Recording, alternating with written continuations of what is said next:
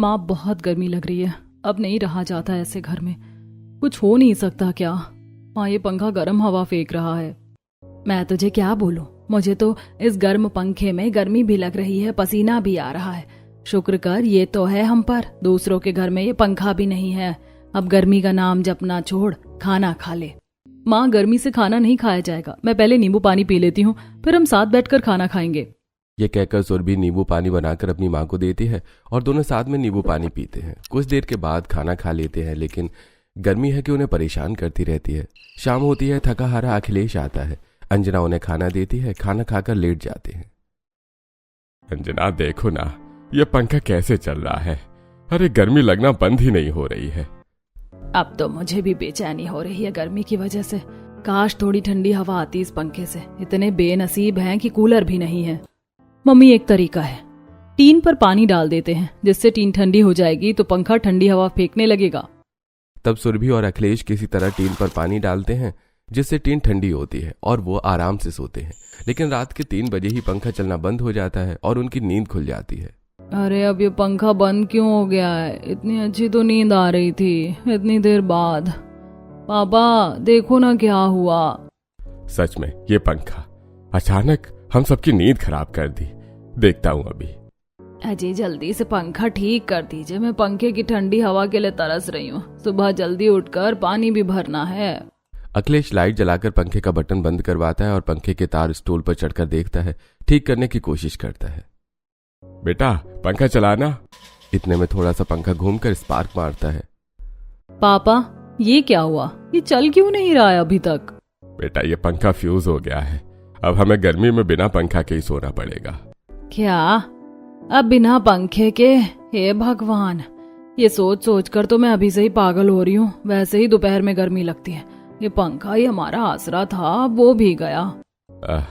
अब क्या करना है क्या नहीं ये कल देखेंगे, फिलहाल ऐसे ही सो जाते हैं। गर्मी से परेशान होकर अखिलेश अपनी कमीज उतार कर सो जाता है। वहीं माँ बेटी भी सोने की कोशिश करती हैं। अगली सुबह 6 बजे सुरभि अंजना के साथ घर में पानी पीने का भरवाती है। कई चक्कर लगाकर पीने का पानी बड़े से बर्तन में पलटना पड़ता है। मम्मी मेरी तो हालत खराब हो रही है, इतने चक्कर लगाकर। आप कैसे करती हो ये सब? घर चलाने के लिए सब करना पड़ता है। मैंने चाय बना दी थी और पी भी ली है। अब तुम दोनों पानी भर रही थी, अब मैं चलता हूँ। अखिलेश अपने गोदाम के काम पर चला जाता है, जहां पर अंजना की बोरी उठाकर दुकानों पर पहुंच जाता है। वहीं दूसरी तरफ घर का काम करने के बाद दोपहर की गर्मी से फिर परेशान हो रहे थे। ऊपर से वो अब पंखा भी नहीं चल रहा था। तब हाथ पंखे से अंजना अपनी और अपनी बेटी को हवा करती है।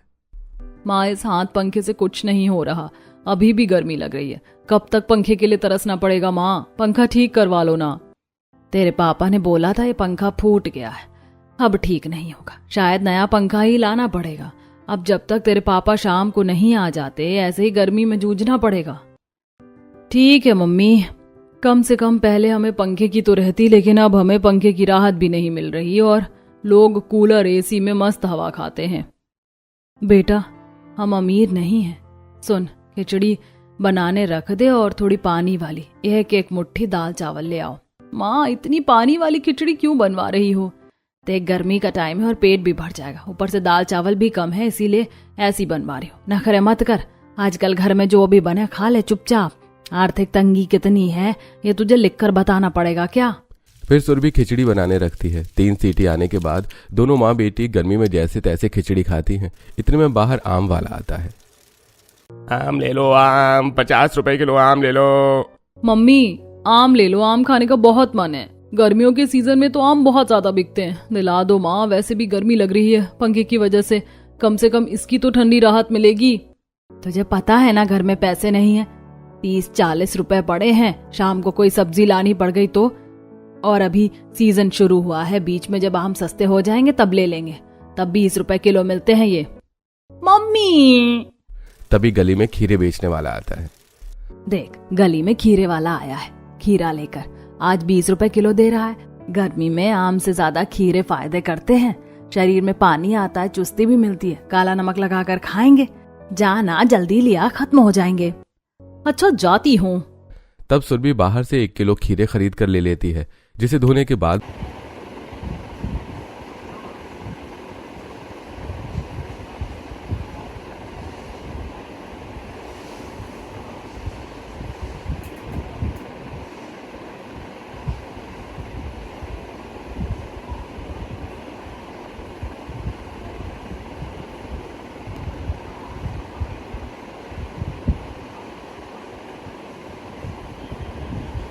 माँ बेटी खिचड़ी के साथ खाते हैं। वाह मम्मी, इसे खाकर थोड़ा चैन मिला, लेकिन पंखे के लिए हमें बाद में तरसना ही पड़ेगा। देख, जब तक पंखा नहीं आ जाता ऐसे गुजारा करना पड़ेगा, तो आदत डाल ले। Okay mummy. तब दोनों माँ बेटी खिचड़ी खाकर आराम करती हैं, लेकिन टीन की तपन इतनी थी कि न नींद आए न कुछ काम हो। बिना पंखे के माँ बेटी पसीने में हो गई। गर्मी में झुलस कर दोनों हाथ मुंह धो लेती हैं। बाप रे, आज तो सिर्फ पहला दिन है बिना पंखे के गुजारा करने का। अगर पंखा नहीं लगा हम तो पागल ही हो जाएंगे। हाँ माँ, एकदम सही बोली तुम। अंदर तो रह नहीं सकते, आंगन में ही बैठ जाते हैं। ये कहकर दोनों आंगन में ही बैठ जाती हैं। यहाँ छाँव में तो भी राहत मिल रही है, लेकिन धूप में जाएंगे तो हमारा भुट्टा बन जाएगा। इतनी भी राहत नहीं है, मक्खियां लग रही हैं यहाँ पर। हाथ पंखा उठाकर ले आ। हाँ मम्मी, देखो ना मम्मी, ये मक्खियां कितना परेशान कर रही हैं। ये गर्मियों में क्यों आती है मुझे तो समझ नहीं आता। गर्मियों में बहुत कीड़े आते हैं बेटा, इनका कोई हल नहीं है। क्या बात है माँ बेटी, क्या घर में लाइट नहीं आ रही है क्या? आज बाहर आंगन में बैठी हो? अरे ममता, लाइट तो है लेकिन पंखा खराब हो गया है। गर्मी में अंदर बैठा नहीं जा रहा, इसीलिए यहाँ पर बैठ गए हैं। देखो गर्मी बहुत हो रही है, पानी पीती रहना वरना चक्कर वक्कर आ जाएंगे।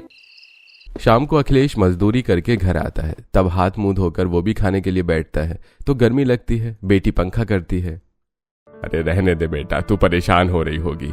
अब तू भी खाना खा ले, मैं ऐसे ही खाना खा लूंगा, बहुत हवा हो गई। पापा बताओ ना, पंखा ठीक कब करवाओगे? गर्मी में आज बड़ी मुश्किल से हमने दोपहरी में दिन काटा है। देख बेटा, ये पंखा खराब है।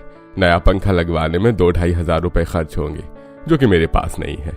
पिछले महीने 1,000 एडवांस लिया था, वो भी काट लिया। अब 2,000 ही हाथ में आएंगे।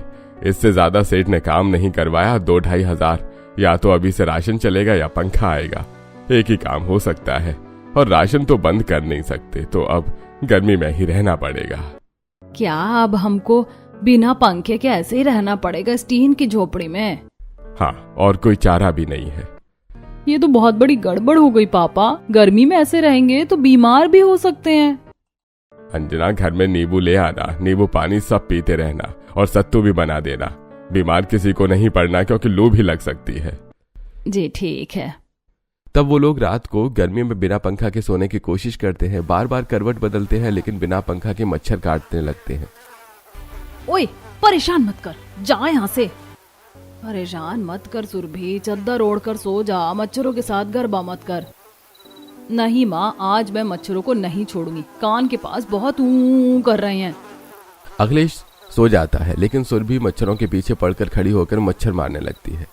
अरे सो जा, वैसे भी गर्मी में हमें भी नींद नहीं आ रही। हाँ सो रही हूँ। तब सुरभि आंगन से उपला लाकर उसका धुआं कर घर में करके रख देती है, जिससे मच्छर भाग जाते हैं। तब जाकर सोती है। सुबह हो जाती है और तीनों अपना रोज का काम करते हैं। फिर अखिलेश काम पर चला जाता है। दिन गुजरते हैं, उसे सैलरी मिलती है तो घर में राशन भरवा देता है, लेकिन बिना पंखे के रहना उनके लिए मुश्किल हो रहा था। पड़ोसन भी उन्हें 3-4 दिन से परेशान देखकर कहती है, अरे अंजना, तो 1 हफ्ता हो रहा, अभी तक तुमने पंखा ठीक नहीं करवाया। अरे क्या बताऊं, अब नया पंखा लाना पड़ेगा। पुराने वाला बिल्कुल खराब हो चुका है। आखिर 10-15 साल पुराना भी था, लेकिन नया पंखा हम अभी नहीं ला सकते, तो इसी तरीके से गुजर कर रहे हैं। तेरे घर में तो टीवी भी नहीं है, पता नहीं तुम लोग कैसे रहते हो। मेरे घर पर टीवी चल रहा है, आज थोड़ा टीवी देख ले, ठंडी हवा में भी बैठ जाइयो। सच में, रुक सुरभि को भी बुलाती हूँ। सुरभि, ममता आंटी के घर पर आ जाओ कुंडी लगाकर। वाह आंटी, आपका कमरा तो कूलर से ही ठंडा हो रखा है, बिल्कुल एसी जैसा। हाँ, एसी वैसे भी ठीक नहीं होता। 40-50 हजार का खर्चा अलग, फिर 10,000 रुपए का उसका बिल, और उसे ठीक करवाना अलग पड़ता है। सर्दी जुकाम भी ज्यादा जल्दी होता है। कूलर देसी बढ़िया रहता है, ना ज्यादा खर्च ना ज्यादा परेशानी। ठंडक की ठंडक, बस पानी ही तो भरना होता है। हाँ आंटी, ये तो आपने ठीक कहा है, कूलर के अपने ही अलग मजे हैं। सही है, हम भी कभी कूलर खरीद ही लेंगे, बस 2 पैसे बचना शुरू हो जाएं। एक सीरियल खत्म हो जाता है। ममता 5 बजे अपना कूलर बंद कर देती है तो दोनों माँ बेटी भी अपने घर में जाकर शाम के खाने की तैयारी करने लगती हैं। वाह मम्मी, आज की दोपहरी गर्मी में नहीं कटी। आंटी के ठंडे ठंडे कूलर की हवा लेकर बहुत अच्छा लग रहा है। हाँ अच्छा तो मुझे भी लग रहा है, काश हमारे घर में भी कूलर लग जाए, लेकिन पंखे को ही तरस रहे हैं। पंखे के लिए पैसे नहीं है, कूलर तो 5,000 में आएगा ऊपर से ये टीन, इसके रहते हमेशा गर्मी बनी रहेगी। पक्की छत होती तो बढ़िया हो जाता। हाँ मम्मी। ऐसे ही शाम को अकेला जाता है। माँ बेटी कूलर के बारे में बताती हैं, साथ में दाल चावल खाते हैं। अरे बस करो अपने कूलर का टॉपिक, या गर्मी से बुरा हाल है। अंजना कुछ करो, बहुत गर्मी लग रही है। अरे बिना पंखा के घर में सोना बड़ा मुश्किल है। आजी मैं क्या करूं, मुझे तो खुद समझ नहीं आ रहा।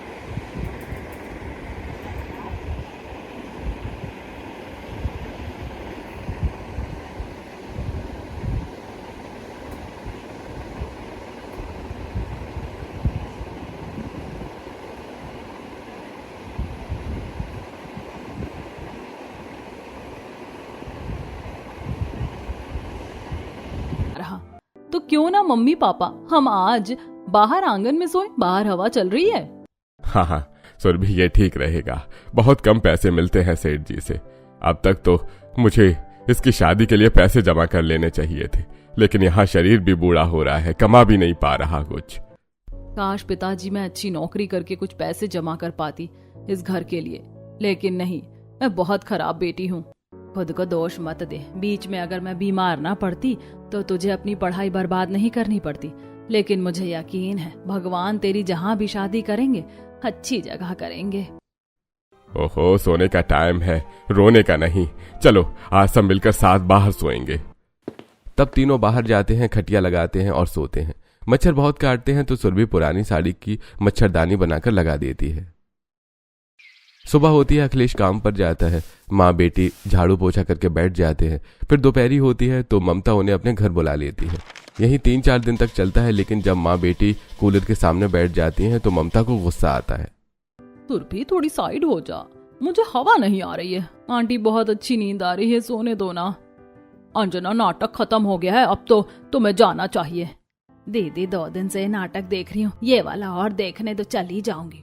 नहीं, तुम दोनों अभी के अभी जाओ, बहुत हो गया। मैंने उंगली क्या पकड़ाई, तुम तो गर्दन पकड़ने लग गई। दोनों की दोनों माँ बेटी। ये सोचा था कि गर्मी में परेशान नहीं होंगे, लेकिन तुम तो मेरे कूलर के आगे आ गई हो और एक टीवी से चिपक गई है। अपने घर जाओ, मुझे अब सोना है। तुम गरीब लोग पंखे के तरसने के लायक हो। सॉरी ममता बहन, दोबारा ऐसा नहीं करेंगे। नहीं नहीं, अब तुम जाओ यहाँ से, बहुत हो गया। भला करने का जमाना ही नहीं रहा। दोनों माँ बेटी घर आ जाती हैं। आस पड़ोस के लोग उनके बारे में बातें करने लगते हैं, जिससे उन्हें बेइज्जती महसूस होती है। ऊपर से बिना पंखे के अपने टीन के घर में रहना पड़ता है, जिससे गर्मी का भपका लगता रहता है। एक दिन अखिलेश की बहन सावित्री घर आती है। खराब पंखे को देखकर गर्मी में उसे भी पसीना आने लगते हैं।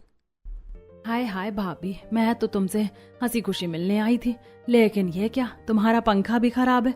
गर्मी में बैठना पड़ रहा है। मैं इतनी देर नहीं बैठ पाऊंगी, मुझे बहुत गर्मी लग रही है।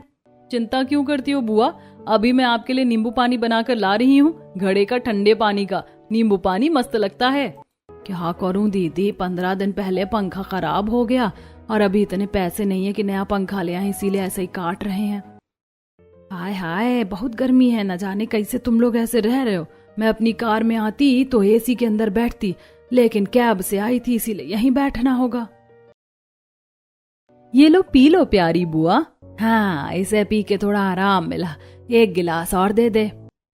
सावित्री एक और गिलास नींबू पानी पीती है और उसकी भाभी आलू के पराठे और चाय बना देती है। खा लो ना दीदी, चाय और आलू के पराठे ठंडे हो रहे हैं फिलहाल, इसके अलावा कुछ नहीं था अभी। अरे नहीं नहीं भाभी, चाय पीने के मूड में बिल्कुल नहीं हूँ, और गरम गरम तो पराठा भी नहीं खाना गर्मी की वजह से। थोड़ी देर में खा लूंगी। मैं भैया आ जाए तो आपको कुछ बताऊं। नंद भाभी आपस में गपशप करती हैं और सुरभि बुआ को गर्मी न लगे इसलिए कमरे का पर्दा ढीली करके लगा देती हैं, जिससे बाहर की गर्माहट अंदर न आए, ठंडी हवा आए। 5 बजे तक अखिलेश भी आ जाता है। तब दोनों भाई बहन मिलते हैं। सच बता रही हूँ, ऐसी गर्मी में तेरी हालत देखकर मुझे और तकलीफ हो रही है, लेकिन मैं तेरी कोई मदद नहीं कर सकती। अरे कोई बात नहीं दीदी, ये सब तो चलता रहता है। वैसे अब तू आ गया है तो बात बता देती हूँ। मेरे ससुराल के रिश्तेदार हैं एक, उनका नाम जमुना गजेंद्र है। तो वो अपने बेटे की शादी करना चाहते हैं और उन्हें मामूली घर की सीधी सादी लड़की जो सारा काम काज जानती हो वैसी ही बहू चाहिए। ऐसे में मुझे अपनी सुरभि याद आई तो मैं सुरभि की फोटो दिखाकर रिश्ता पक्का कर आई हूँ। अब तुम दोनों को भी ठीक लगे तो रिश्ता पक्का कर दो और एक बार लड़के वालों से मिल लो। बुरा तो नहीं लगा ना? मैंने लड़की की फोटो दिखा दी। अरे नहीं नहीं दीदी, बुरा क्यों माने, आखिर सुरभि भी आपकी बेटी जैसी है, तो फिर आप बात कर लीजिए। अमीर परिवार है क्या वो भी? हाँ अमीर परिवार है, मैं तो उनके घर में भी गई हूँ, हर जगह एसी लगा हुआ है। या मैं ये कहूँ कि पूरा तुम्हारी बेटी का होने वाला ससुराल एसी से भरा हुआ है। अरे मुझे तो विश्वास नहीं हो रहा दीदी, मेरी बेटी अमीर घर में शादी करके जाने वाली है। यकीन नहीं हो रहा है तो कर लो, क्योंकि ये सच है। अब हमारे घर की बेटी बड़े घर में जाने वाली, घर वाले भी बहुत अच्छे हैं। शुक्रिया दीदी, तो मेरी बेटी के लिए इतना अच्छा ससुराल ढूंढ के लाई हो। शुक्रिया कैसा, अभी तो तूने बोला कि ये मेरी बेटी है। फिर चल आंसू टपकाना बंद कर, बहुत गर्मी लग रही है, अब मैं चलती हूँ। यह कहकर सावित्री चली जाती है।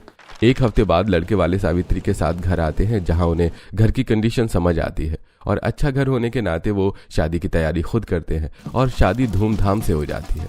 फिर सुरभि ससुराल के अंदर आते ही फाउंटेन देखकर अपने चेहरे पर पानी छिड़कती है। ये क्या कर रही हो भाभी? वो मुझे गर्मी लग रही थी ना, इसीलिए थोड़ा सा पानी ले लिया, पता नहीं था यहाँ पर फाउंटेन भी लगा हुआ है। अरे भाभी पहले अंदर तो चलो ना, तुम्हारी सारी गर्मी दूर हो गई तो बताना। आलीशान ससुराल को बाहर से देखने के बाद फिर भी आगे बढ़ती है, जहां जमुना बड़े प्यार से अपने बहू का गृह प्रवेश करती है।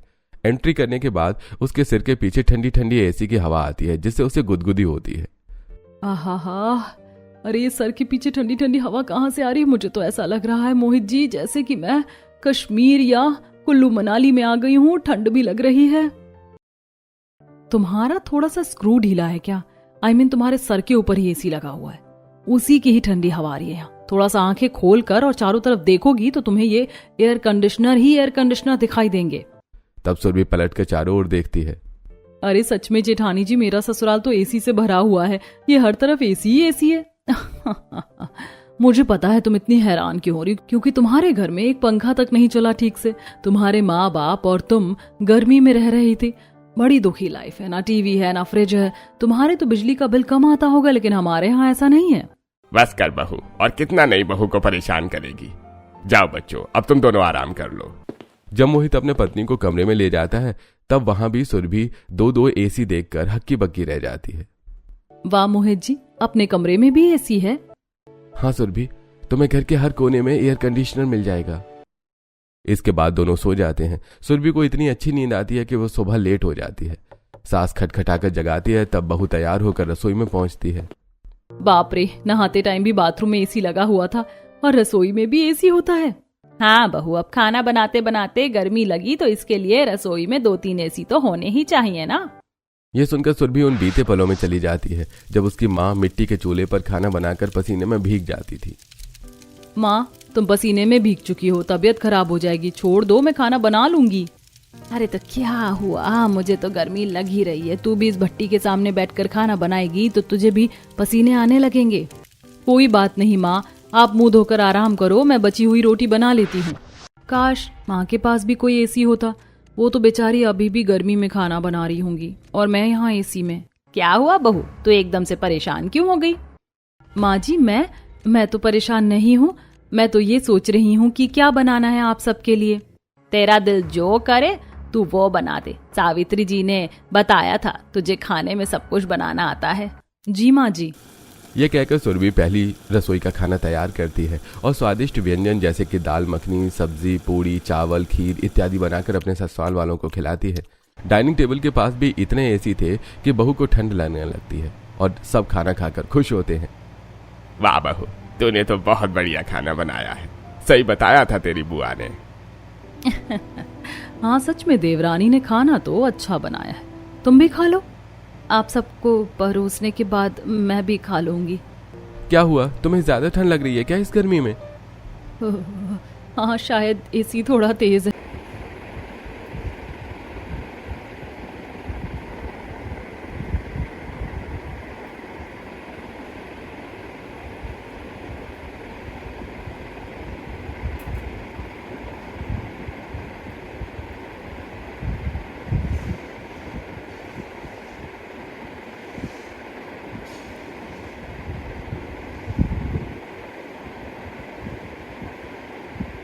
कोई बात नहीं बहू, यहाँ पर इतने सारे एसी चल रहे हैं ना, 2 एसी मैंने बंद कर दिया, अब ठीक है। हाँ माँ जी, अब सही लग रहा है। क्या सुरभि, तुम्हारे घर इतनी गर्मी थी? टीन का घर था, अब जब एसी की हवा खाने को मिल रही है तो तुमसे बर्दाश्त नहीं हो रहा? ठंड लग रही है? कैसी हो तुम? बस कर माया, मैं बहू के खिलाफ अभी ये सब नहीं सुनूंगी। कल भी तूने इसी बात का ताना दिया था और आज भी दोबारा उसके घर की तरफ उंगली मत उठाना। इसकी वजह से माँ जी ने सबके सामने मुझे सुनाया। इसकी जिंदगी नरक बना दूंगी। सबके खाना खाने के बाद सुरभि भी खाना खा लेती है। फिर उसकी नंद उसको पूरा आलीशान घर दिखाती है, जहां बालकनी में भी एयर कंडीशनर था। सबके कमरे में 2-3 एसी थे, प्लस बाथरूम, किचन, हर फ्लोर पर एसी ही एसी था। जहां तक कि बहू जब छत पर जाती है तो वहां कांच के शीशे लगवाकर एक एसी रूम भी था। बाप रे चंचल, मेरा ससुराल तो सच में एसी से भरा हुआ ससुराल है। मैं तो 20 के बाद गिनती भी भूल गई कि इस घर में एसी कितने लगे हुए हैं। यहाँ का बिजली का बिल तो लाखों में आता होगा। भाभी आप कितनी फनी है, लेकिन हमारे लिए बहुत छोटी बात है। हम सब बिना एसी के नहीं रह पाते। आपको घर पसंद आया ना? मुझे तो अपना ससुराल बहुत पसंद आया। ऐसे दिन गुजरते हैं। सुरभि अपने ससुराल में बहुत खुश होती है। कहाँ पहले वो गर्मी में रहती थी, लेकिन अब ससुराल वालों के साथ ठंडे ठंडे फ्रूट्स खाकर, टीवी देखकर एसी में लगी रहती है। बाकी का काम नौकर कर देते हैं। अपनी देवरानी की इस खुशी को देखकर जेठानी सह नहीं पाती और जब वो टीवी देख रही होती है अचानक से उसका एसी बंद कर देती है। देवरानी जी, आप भूल रही हो कि एक गरीब घर से आई हो, जहाँ पर तुम्हें पंखे के लिए तरसना पड़ा था, और अब तुम अंधाधुंध अपने कमरे में एसी चला रही हो। थोड़ा ख्याल रखो, कहीं से फूंक दो। मेरा कहने का मतलब है इसे भी आराम दो, बहुत देर से चल रहा है। ठीक है दीदी। माया की बात से सुरभि डर सी जाती है। अपने कमरे में गर्मी लगने पर बालकनी की एसी चलाकर कुर्सी पर बैठ जाती है। उसे देखकर भी माया बंद कर देती है। क्या हुआ दीदी? एसी को रेस्ट दे रही हूँ, गर्मी लग रही है तो यहाँ पर बैठने दीजिए। आपने यहाँ का भी एसी बंद कर दिया। गर्मी लग रही है तो लगते रहे। एक एसी बंद कर दिया तो अब इसे चलाओगी? ये भी बहुत देर से चल रहा है, इसे मत चलाओ, कहीं और जाओ। तब सुरभि परेशान होकर वहां से भी चली जाती है। उसे गर्मी लगती है। घर में हर जगह एसी था। वो कहीं एसी की हवा न खाए, इसलिए रसोई में भी एसी बंद करके उसे काम करने के लिए भेज देती है और रसोई का एसी रिमोट छुपा देती है। बाप रे, यहाँ पर कितना पसीना आ रहा है। चंचल, रसोई का एसी चला दो ना, मैं खाना बना रही हूँ। भाभी मैंने ढूंढ लिया, रिमोट यहाँ कहीं मिल ही नहीं रहा। पता नहीं किसने रिमोट बंद करके रख दिया। रामू काका से बोलती हूँ, वो ढूंढ देंगे जब तक आप खाना तैयार कर लो। अब आया ना मजा इस गरीब को। इसकी गरीबी ना याद दिला दी तो मेरा नाम माया नहीं। बड़ा आई एसी से भरे ससुराल के सारे एसी चलाने। दिन गुजरते हैं। माया अपनी देवरानी को परेशान करने के लिए कभी रिमोट छुपा देती, कभी एसी के खराब होने का बहाना बनाती। वहीं दूसरी तरफ घर के सभी लोग एयर कंडीशनर के इतने आदी थे कि 24 घंटे घर के सारे एसी चलाकर रखते थे, जिससे सुरभि की तबीयत खराब हो जाती है और वो डॉक्टर के पास जाती है। अच्छा डॉक्टर, मैं ठीक तो हो जाऊंगी ना? हाँ बिल्कुल ठीक हो जाएंगी, लेकिन गर्मी बहुत ज्यादा पड़ रही है। अब ऐसे में एसी वाले घर से एकदम बाहर निकलेंगे तो लू भी लग सकती है। इसलिए कम एसी चलाओ, कम टेम्परेचर पर, और थोड़े पंखे कूलर का भी इस्तेमाल करो, वरना एसी के भी बहुत सारे साइड इफेक्ट होते हैं, जिससे रैशेज, स्किन ड्राई होना, सांस ना आना और भी बहुत प्रॉब्लम। और तुम्हारे घर में इतने सारे एसी हैं, ये सुनकर मैं हैरान हूँ। सबकी तबीयत खराब हो जाएगी, सबको चेतावनी दो। जी डॉक्टर। सुरभि घर जाती है कि तबीयत खराब होने पर ससुराल वाले उसका ख्याल रखते हैं और थोड़ा एसी को कम कर देते हैं। देख बहू, कम एसी हम सिर्फ तेरी वजह से चला रहे हैं, लेकिन जैसे ही तू ठीक हो जाएगी हम सारे एसी फुल स्पीड में चलाएंगे। हमें बिल्कुल भी ऐसे रहने की आदत नहीं है। हाँ माँ, मेरे तो ऑफिस और कैंटीन में भी एसी चलता रहता है, मोहित से पूछ लो। आज माँ जी, पापा जी, जेठ जी, अगर आप लोग भी एसी कम चलाएंगे तो सबकी तबीयत के लिए बेहतर होगा, वरना मेरे जैसे आपकी भी तबीयत खराब हो जाएगी और भी प्रॉब्लम हो सकती है। डॉक्टर ने पहले ही बोल दिया है। अरे नहीं बहू, ऐसा कुछ नहीं होता, डॉक्टर की बात मत सुन तू। अरे माँ जी, मैं सच बोल रही हूँ। तब घर के सारे लोग सुरभि की वजह से कम एसी में रहकर चिड़चिड़े हो जाते हैं। तब सुरभि की तबीयत ठीक हो जाती है तो घर में सब आइसक्रीम पार्टी करते हैं। यह आइसक्रीम देखकर सुरभि की आंखें भीग जाती हैं। आइसक्रीम खाकर बहुत अच्छा लग रहा है और मेरे लिए 2-3 फ्लेवर की आइसक्रीम आई है, ये तो डबल बोनस है। लेकिन वो दिन कैसे भूलूं जब मैं 20 रुपए की आइसक्रीम खाने के लिए तरस गई थी और हम गर्मी में इतने परेशान थे कि क्या ही बोलूं। मम्मी, गली में आइसक्रीम वाला आया, कुछ पैसे हैं तो आइसक्रीम के लिए दे दो ना। हम दोनों एक ही आइसक्रीम में से शेयर कर लेंगे। गर्मी के मौसम में आइसक्रीम नहीं खाई तो गर्मी कैसे मिटेगी? हमारे घर में पंखा नहीं है। बेटा, मैं तुझे पैसे नहीं दे सकती, 50 रुपए ही हैं। ये भी आइसक्रीम में खर्च कर दिए तो शाम को दूध और सब्जी कैसे आएगी? तेरे पापा डांटेंगे।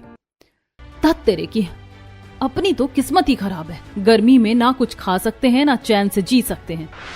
वो आइसक्रीम वाला चला जाता है और मैं बिना आइसक्रीम खाए रह जाती हूँ। अरे सुरभि, तुमने क्या क्या सारी आइसक्रीम पिघल गई, तुम्हारे कपड़े खराब हो गए। जाओ चेंज करो, मैं तुम्हारी दूसरी आइसक्रीम देता हूँ। जी अभी करती हूँ। सुरभि को ऐसे देखकर घर वाले हंसने लगते हैं। साड़ी चेंज करने के बाद डबल ट्रिपल आइसक्रीम खाती है और फुल एसी की वजह से आर्यन को जुकाम हो जाता है। अच्छी देखा जेठ जी, मैंने आपको कहा था ना एसी कम कर दीजिए आइसक्रीम खाते टाइम, लेकिन किसी ने नहीं सुनी। अरे बहू, हम लोग इतने कमजोर नहीं हैं जो इतने में बीमार हो जाएंगे। हम न जाने कब से एसी चलाकर रख रहे हैं, कुछ नहीं होगा, चिंता मत करो। लेकिन मुझे तो चिंता हो रही है, अब मुझे ही सबका ख्याल रखना पड़ेगा। सुरभि अचानक से उठकर सारे एसी बंद कर देती है और हॉल का एक ही एसी चलता है। अरे तुम पागल हो क्या? अपने आप को ज्यादा समझदार समझ रही हो? बाहर इतना ज्यादा टेम्परेचर हो रखा है, गर्मी हो रखी है और तुमने एसी बंद कर दिया। हाँ बहू, एसी चलाते गुस्सा मत दिला। माया एसी का रिमोट छीन कर खुद ही सारे एसी ऑन कर देती है। ऐसे ही अगले दिन मोना खांस रही होती है, फिर लेट जाती है और उसके सोते समय भी सुरभि एसी बंद कर देती है। इस वक्त सामने वाली पड़ोसन का ज्यादा गर्मी और चलने की वजह से एसी ब्लास्ट हो जाता है। तब सुरभि डर के मारे सारे एसी बंद कर देती है। जब घर में सबको गर्मी लगती है, पसीने आने लगते हैं तो गर्मी से चिढ़ने लगते हैं और सुरभि से गुस्सा हो जाते हैं। बहू, अब तू बहस वाली बात कर रही है। तेरे आने से पहले भी हम फुल एयर कंडीशनर मोड में थे, तब हम बीमार नहीं हुए, तो अब कैसे होंगे? इतनी भी चिंता मत कर। और क्या भाभी, देखो ना कितनी गर्मी लग रही है, पसीने आ गए, पंखे में गुजारा नहीं हो रहा। बाहू दोबारा अपनी अकल मत दौड़ाइयो। माँ जी, सामने वाली आंटी का एसी ब्लास्ट हो गया, इसीलिए मैंने सारे एसी ऑफ कर दिए हैं। बाहर की गर्मी से हमारे एसी भी ऐसे हो सकते हैं। अरे यार बस करो हमारी ऐसी चिंता करना। घर के सारे लोग सुरभि की बात को नजरअंदाज करके सारे एसी चला देते हैं। अगले दिन जब सब बीमार होते हैं, किसी से अपने बिस्तर से उठा नहीं जाता। सुरभि हैरान होती है तो सबके कमरे में जाती है, जहां चंचल की स्किन काफी ज्यादा ड्राई हो चुकी थी। सास ससुर सांस लेने में दिक्कत कर रहे थे। जेठ जिठानी और मोहित सब किसी न किसी चीज से परेशान थे। तो सुरभि फौरन डॉक्टर को कॉल करके बुला लेती है। घर के सारे एसी बंद कर देती है। डॉक्टर, इन सबकी हालत देखकर मुझे बहुत टेंशन हो रही है। आप बताएंगे इन सबको क्या हुआ है और ये ठीक कैसे होंगे? देखिए, मैंने तो आपको पहले ही बोला था, ज्यादा एसी चलाने से तबीयत खराब हो सकती है। फिर भी इन्होंने आपकी नहीं सुनी, तो ये सब तो होना ही था। बाबूजी को सांस लेने में दिक्कत हो रही है, इसलिए उन्हें 1-2 दिन के लिए ऑक्सीजन सिलेंडर लगाना पड़ेगा। और बेहतर होगा कि उनके आसपास ज्यादा ही छोटे मोटे पेड़ पौधे हों, जिससे सांस लेने में सही लगेगा। और आपकी जिठानी को 102 डिग्री बुखार है, उन्हें एसी में बिल्कुल मत रखिएगा। इनके सिर पर पट्टी कीजिए, गरम सूप पिलाइए। और चंचल की स्किन ड्राई हो गई है, इसके लिए मैं स्पेशल मॉइस्चराइजर लिख रहा हूँ। और बेहतर होगा गले का तेल भी लगाएंगे। तो बाकी सब मैंने लिख दिया है, आप देख लेना। डॉक्टर, ऐसे बहुत तकलीफ हो रही है, मैं ठीक तो हो जाऊंगा ना? हाँ हाँ, आप ठीक हो जाएंगे। माफ कर दे बहू, हमने तेरी सुनी नहीं। अच्छू, एक से मेरा गला बंद हो गया, गला दर्द हो रहा है, गर्म पानी ला दे। हाँ ला रही हूँ माँ जी। यह कहकर सुरभि सास को गर्म पानी देती है, जिठानी के सिर पर पट्टी करती है जिससे उसका बुखार उतर जाए, और उसे अपने हाथ से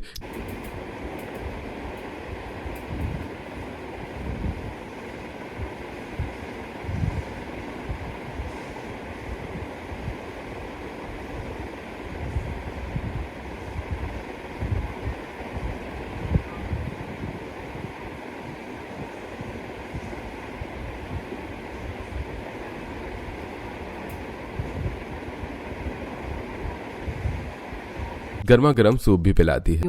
मेरा भी ख्याल रख रही हो, मेरी सेवा करने के लिए शुक्रिया। और